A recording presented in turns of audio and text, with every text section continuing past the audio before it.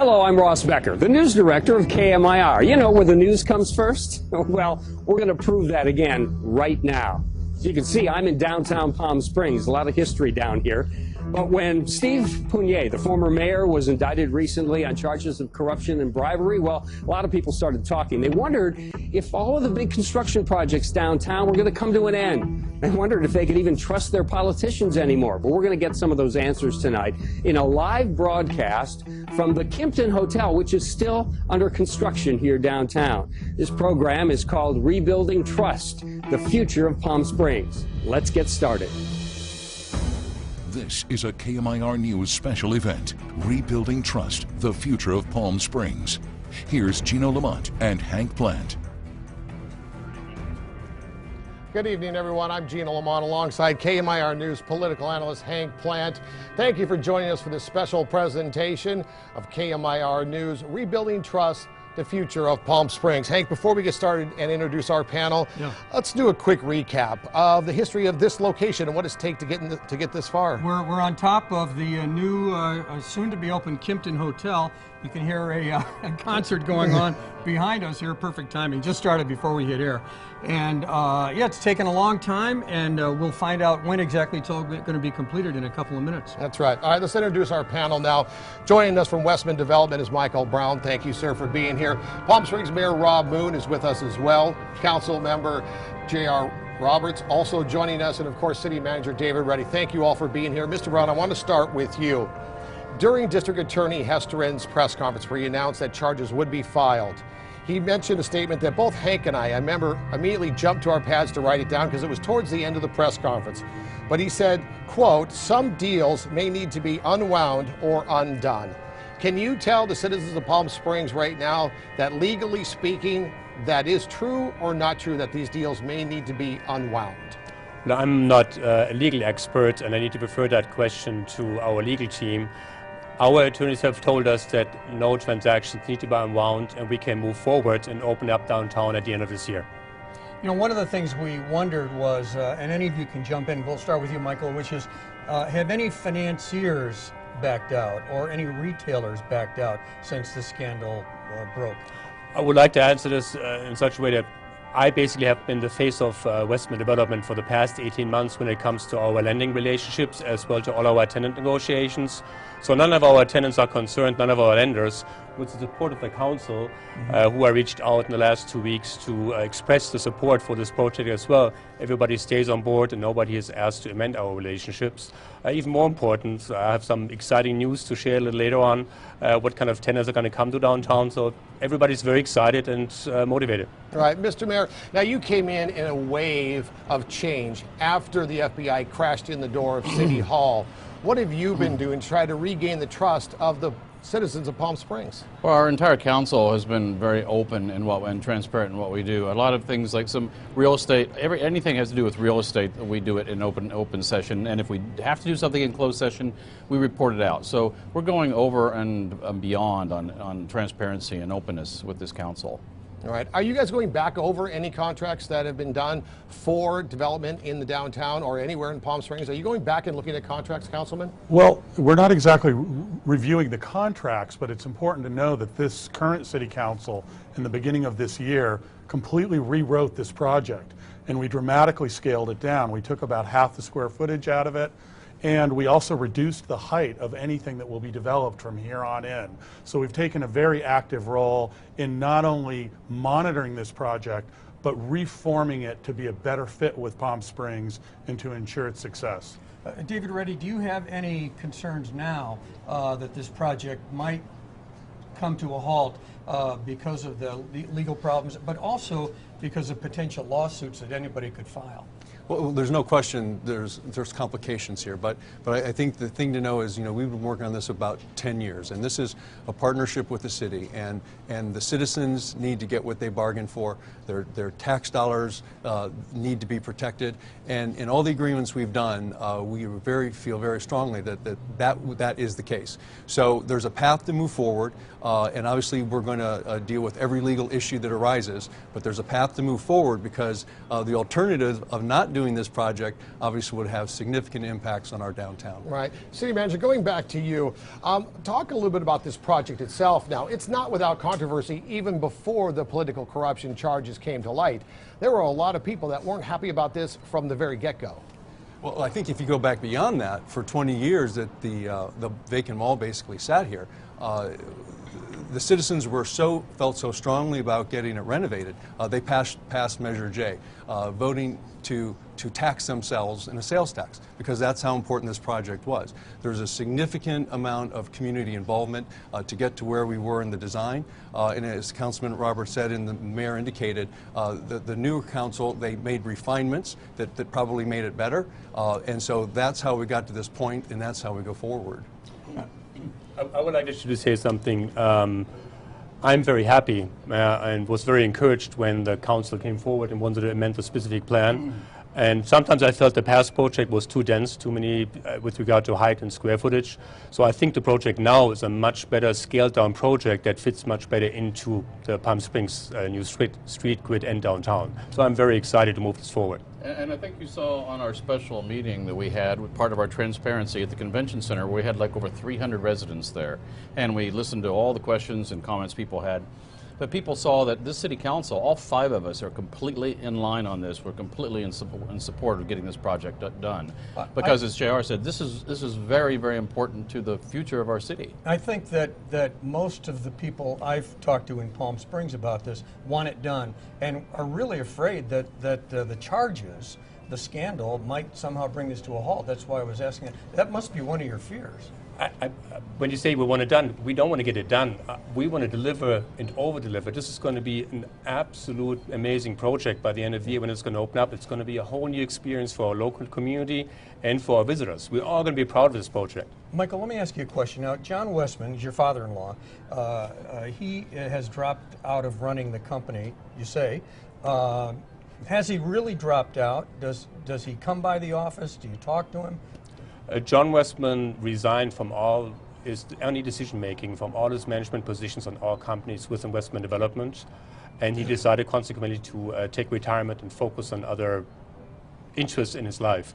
So with regard to am I talking to him? No, I haven't spoken to John Westman since the arraignment. He's not authorized or allowed to give me any instructions, so I'm the sole manager of the company to decide what is going to be done going forward on all projects. You haven't talked to him since the arraignment? Correct. Even though he's your father-in-law? Yes, he's in Colorado and we are not in contact right now. That must be difficult for your family. Not really.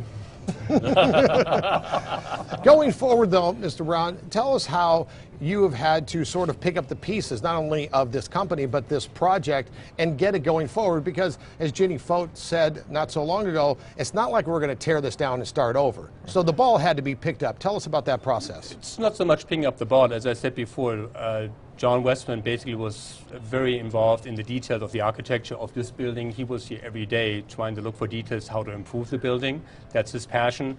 I was running since about 18 months the day-to-day operations, and I was dealing with lenders and tenants. So he was not really involved in the company. So that nothing really has changed for us that much that John Westman has dropped out right now. And quite frankly, for myself and my team, it's business as usual. Let me ask Mayor Moon and Councilman Roberts this question. There were a couple of people who spoke at the recent City Council meeting. One was David Zippel and the other was Stephen Rose. Let me just read you a quote that they each said. It was in the Desert Sun, actually. David Zippel said, "To think that because Mr. Westman retired, the city can continue with Westman Development as if nothing happened doesn't seem possible." Stephen Rose, let me read the other one. Stephen Rose said, "We cannot continue to work with this company. What does it take?" What do you both say to that? Well, remember, Westman Development is not under indictment. John Westman is under indictment. So, Westman Development is separate from John, and Michael, as Michael said, Michael's running it now. So, our joint financing agreement and our performance bonds, they all predate any of the questionable activities that may have tainted some of the later contracts. The Second, Third, Fourth Amendments to the joint financing agreement, we're looking at those. City manager can tell you how we're looking at those, and we have attorneys looking at all those agreements so we can have contingency plans in place to be prepared for anything that might come down the road. And I would note that the things that council needs to do along the way that puts us in the best legal position, resolves any of the 1090 issues, as you say, and allows the project to go forward, those are the things that they're going to be looking at each and every time that those issues come up. So the goal is to keep it on track, because the alternative, as you know, it couldn't be unwound very easily. You have banks involved, obviously the development company, and other tenants as well. So all those things complicate it, but there's a path to go forward, both a very legal path and to make sure that the taxpayers get what they bargained for. But go ahead. Well, I would just say I take a more philosophical view on this issue. Yes, this project is steeped in controversy, and that's going to last for a while. We still don't know how the indictment will end up and if there will be any convictions. But in the meantime, we have one job, and that's to think about what's right for our community now and 20 years from now. There's no question in my mind that the right choice for this community is to keep this project on track and get it finished. Palm Springs is blessed. We have a golden reputation around the world, and I will do anything within my power to hold on to that. And having an unfinished project or doing anything to stand in the way of Mr. Braun completing this will only hurt Palm Springs. Why would we ever do that? Right. Well, let's talk about that a little bit, because Palm Springs is hotter, I would argue, than even we were in the heydays of the 50s and 60s in Hollywood. This town is on fire. Indeed. And this scandal hits, it makes national news, the FBI and the IRS kicking in the front door of City Hall. What do you do to overcome that sort of national embarrassment, frankly? What do? You have a town hall meeting, what the council did, and announced that they're standing fully behind me, so that the tenants and our lenders see that the project's moving forward. And we are on schedule to open up this hotel by August 29th of this year. All our tenants that we have signed up will take possession of their stores, which you see down here, in middle of June, and they plan to open up their stores right before Thanksgiving, right for the season. And I can tell you, Gino, in your question, no one took that more seriously than I as city manager, believe me. And the key is going through it and being open and transparent. Every transaction we've done with Westman Development, even his private transactions, he's provided. We're putting that on our website. We want everyone to see exactly what the deal was, where the money is, what the city is getting for all its citizens, the parking, the streets, the infrastructure. So those things are going to be very open and transparent for everyone to see. All right. Let's talk about the public improvements for a second. I have already been in discussions with the subcommittee. So we are required to deliver public improvements worth about $11 million. What I decided together with our team, as you know, the city has purchased the event center. They're not ready yet to deliver the event center as planned, because they have to go to further hearings to decide the final outcome. So I decided that we're going to provide the irrigation system and the grass lawn for the event center, so it can open up together with the Kimpton Hotel, so the citizens of Palm Springs, the local community, and our visitors will have the opportunity to enjoy, at least for the next 2 years, a temporary park until the city decides what they actually want to do there. All right, we're going to take That's really huge, because one thing we were all worried about is it takes us a while to get through the process of approving, designing, contracting. And I was worried about having a big pile of dirt sitting over there for 2 years. And this is going to be a tremendous improvement to the entire environment downtown. Right. All right, we're going to take a quick break, but when we come back, we're going to talk about the future and some of the exciting news that Mr. Braun has to share with us, and also, as they continue to develop this area, what the city can look forward to. In the meantime, KMIR News Special Edition, Rebuilding Trust, the Future of Palm Springs. We'll be back right after this.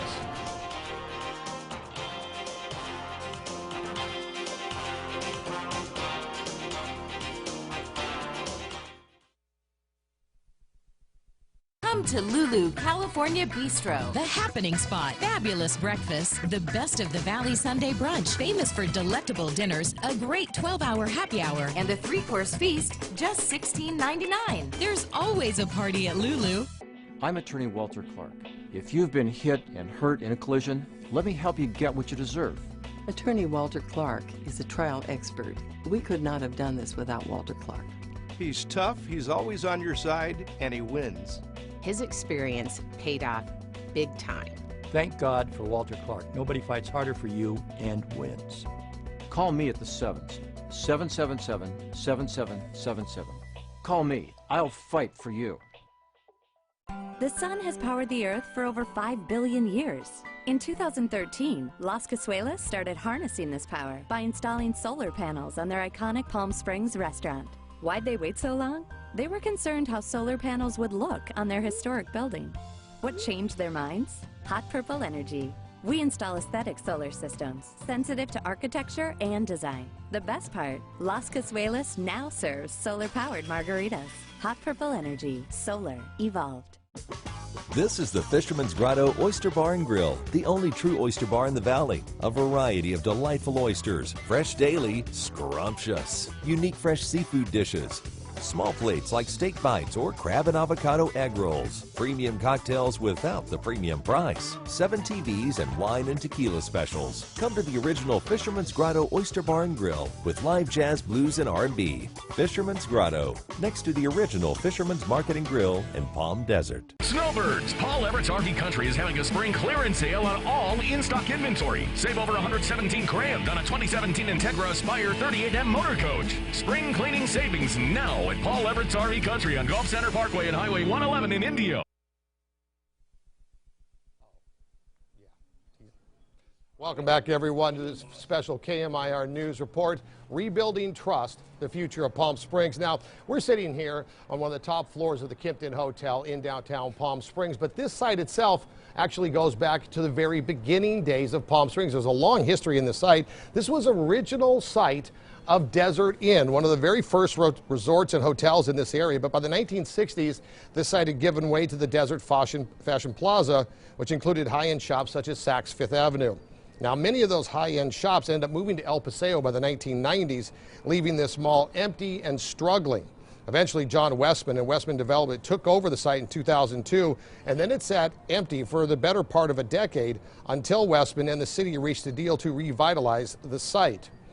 Now, it will become the Kimpton Rowan Palm Springs Hotel in a few short months, and KMIR's Kitty Alvarado got an exclusive inside peek as construction continues here at the Kimpton. On the corner of Tahquitz Canyon Way and Palm Canyon Drive is where the Kimpton Rowan Palm Springs Hotel has been rising. The boutique hotel is one of the crown jewels of the 13-acre downtown revitalization project. Michael Braun, the new president of Westman Development, the company behind the project, says when completed, the 6-story, 153-room hotel is supposed to feel inviting, elegant, and one with the surroundings, including the people. That's why the lobby will be designed as a gathering place. This whole room here will look like a living room to give the hotel guests basically the comfort and mingle potentially or hopefully with the local community. Today's hotel guests, they're very interested in meeting the local community, have that authentic experience. The materials being used, warm woods, glass, and concrete, are also meant to create a sophisticated yet casual experience. Comfortable. Sometimes the problem with modern architecture, it feels too cold, so we try to soften it. The comfortable, elegant vibe will extend to the 6th-floor restaurant called the Four Saints, in honor of the mountain peaks named after saints like San Jacinto. The restaurant will have a big bar here where people can gather around here, outdoor patio.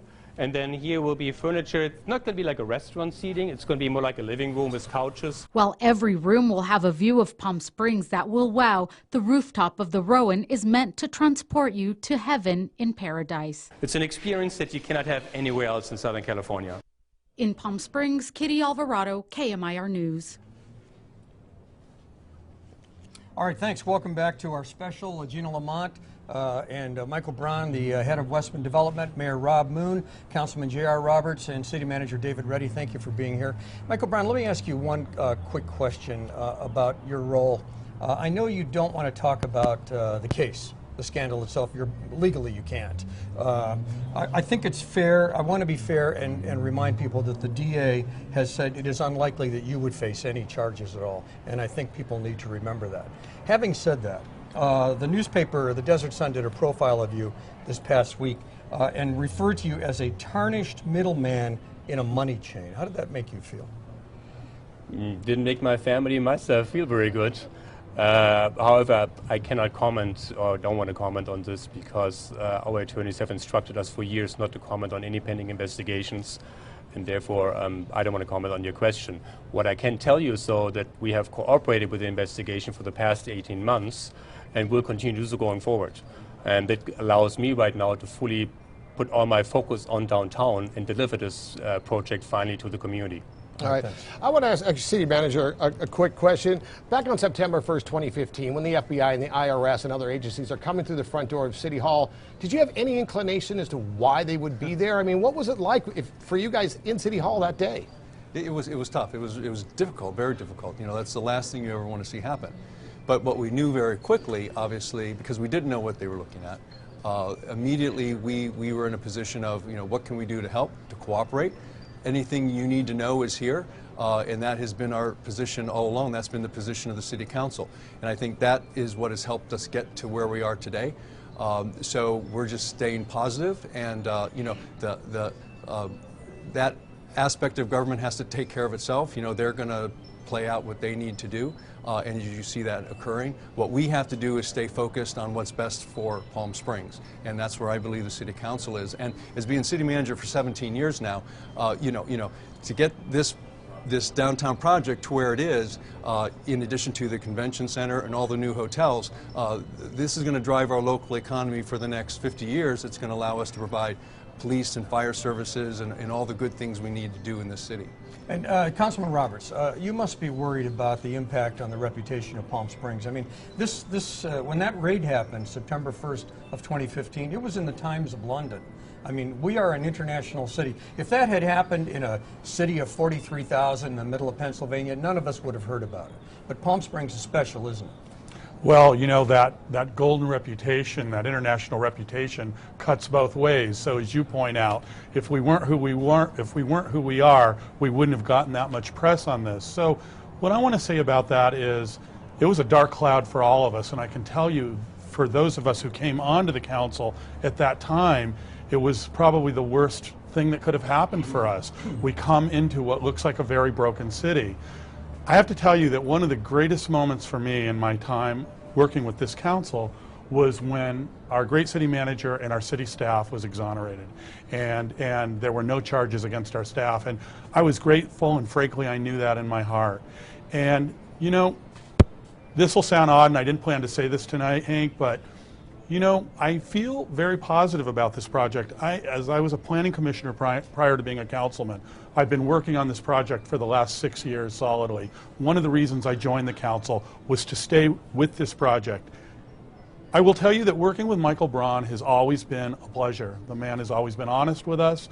We've always seen a high level of integrity from him, and I will tell you that is not true of John Westman. And it was always very difficult to deal with John Westman. So this is actually, for me, a new era in bringing this project forward in possibly a better way, a higher quality, and more with what's keeping with what Palm Springs is versus what John Westman might have wanted it to be. I think it's going to be a success for us. Yeah, now Mr. Mayor, it's funny, he talks about John Westman, and going all the way back to Sonny Bono's administration, there were the stories of there was the rules for everybody else, but when John Westman came in, it was rubber stamped and he was sent on. So this is not like just the last city council or just the last mayor. This has been going on, reportedly, for more than 20 years. So what do you do to turn that around, to change the business image, at least, of Palm Springs? It's not happening anymore. I think people are seeing we're being very even-handed. I mean, Westman Development is currently suing us because we said no on a development they were trying to do on the tram road. I mean, we say no now. We say no to anyone until we don't think the development's right. Look at Oswett Canyon. We said no, and they're suing us. So we're being fair and doing what we think the residents of Palm Springs want us to do. But we have to have a balance. I mean, there's some people who'd like to wrap Palm Springs in saran wrap and have it never change, but we can't do that. We have a budget of $103 million a year. 42% of that is our public safety. We have to have revenue, and our revenue is our tourism industry. And just like right across the street there, the Town and Country Center changed the city forever in 1948. They've introduced modernism to Palm Springs. This is This is the future of Palm Springs right here, this downtown development. So this is very exciting, and this has to succeed for Palm Springs to succeed. Now, Mr. Brown, you do actually have some announcements to make that are exciting for those that are really looking forward to this development finally finishing up and completely changing the face of Palm Springs. Frankly, this will be the centerpiece. This will be the first thing you notice when you hit Palm Springs, especially if you haven't been here in a few years. So what are some of the things you can tell us tonight that people don't know? Well, I think the most exciting thing, and people know about this, but I think people cannot grab it yet, is visiting the Kimpton Rowan Hotel when you go up on the roof terrace that is above us, and you can enjoy in a 360 degrees view this beautiful town. With regard to tenants, I want to make for the first time some tenant names public that nobody knows about before. People have heard already about H&M that are going to come here and open up by Thanksgiving.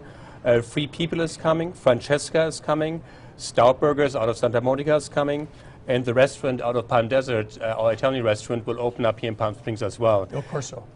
El Corso, yes. Yeah. And then I have several other names, but I'm not authorized here to announce these yet. I'll just look over your shoulder. So the next 60 to 90 days, we will roll out additional new names, and I think the community and our visitors will be very excited. It's going to be an amazing project. Right. And I've got what these retailers are seeing, like West Elm down here. I mean, it's going gangbusters. It's the #1 grossing West Elm in the United States, I understand it. They just had to lease a couple of thousand additional feet for storage because they were selling so much. And Blaze Pizza is opening on Monday. The ribbon cutting. Actually, Friday they're opening. The ribbon cutting's on Monday. Yeah, you have to keep in mind, it wasn't that long ago that the #1 issue in the campaign, prior to the campaign that the mayor and I were brought in on, was getting this project done. The #1 issue for the community was getting rid of the old mall. And here we are sitting in a new building replacing that mall. So is it controversial? Is any large development controversial? Yes. But the city is actually progressing and moving forward. Do you have a sense, I mean, you've all traveled around the world, do you have a sense, as I do, that this is going to spread? In other words, once a block turns into something really beautiful, I've seen it happen in so many places, including Colorado Avenue in Pasadena, where the next block gets redone, the next block gets redone. What do you think? Well, the next block that we're going to focus on, once this project here is complete and open by the end of this year, then I will focus the attention on the Virgin Hotel that we want to start construction on. You know, there's a rumor that's not going to get built. I don't know where those rumors are coming from. Well, I can assure you that I'm working with consultants to get the project started, and we plan to break ground in the first quarter of 2018. Good. In parallel, as we have all these new stores opening up along Palm Canyon, I will also authorize that we're going to repaint the Town and Country Center, as I will go in 2018 through the process to see what the community would like to see and what the council would like to see there, how we're going to restore it to its old glory. But Hank, we need to grow, as I said a while ago, but we're not going to allow it to grow too fast. You've seen, like JR said, we pushed to reduce this by 50%. And originally that Town and Country Center, which I spoke of, was going to be bulldozed, and that was going to be 60-foot buildings, and we stopped that. We gave a historic designation so Michael can restore that back to its original glory. Well, I want to say along those lines, on the Town and Country, I was surprised when monitoring started like 10 years ago now, and the success story, 90,000 people came here in February. These are the stories that I tell our national tenants and our tenants out of Santa Monica or smaller areas to come here, that they see the potential, what kind of business they can do here. But we also need, in addition to that, other experiences. So I think it's very important for the Town and Country to be restored. So as long as we're talking about the city in general, can I ask, this is a left turn, it's got nothing to do with this project, but David Reddy, the Andaz Hotel, that it's a concrete hulk right at the entrance to downtown Palm Springs on Alejo between Palm Canyon and Indian. I hear a lot of people asking, what in the world's going on there? Sure, another important program in our downtown. That project, we met with the developer 2 weeks ago, and he assured us that over the next 60 to 90 days, that project will be back on track. And what happens if not, real quickly? Well, if it doesn't happen a year from now, it's still sitting there, then we'll be having a different conversation. But there's remedies for that, but he assures us it will go forward. He assures us in 120 days that project will be back on track. He's working with a new contractor now. Okay. All right, and before we go, the question I think that is most on the mind of virtually all Coachella Valley residents is Marilyn. Is she coming back? If so, when and where will she be? Thanks to Palm Springs Resorts, yes, because they've been raising the money for this. It's not city money, it's Palm Springs Resorts. And she's going to be in the on the northeastern corner of the new park that's going in down here. And ironically, she's going to be right next to the Virgin Hotel.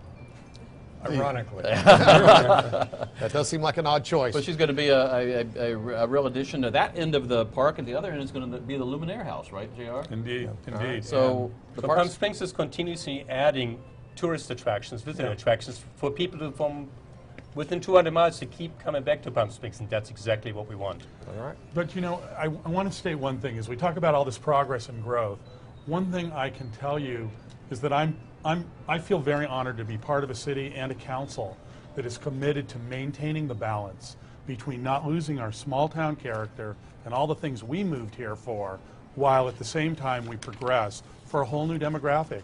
Young people are coming back to Palm Springs, and we're all thrilled about that. I want to thank everybody for joining us tonight.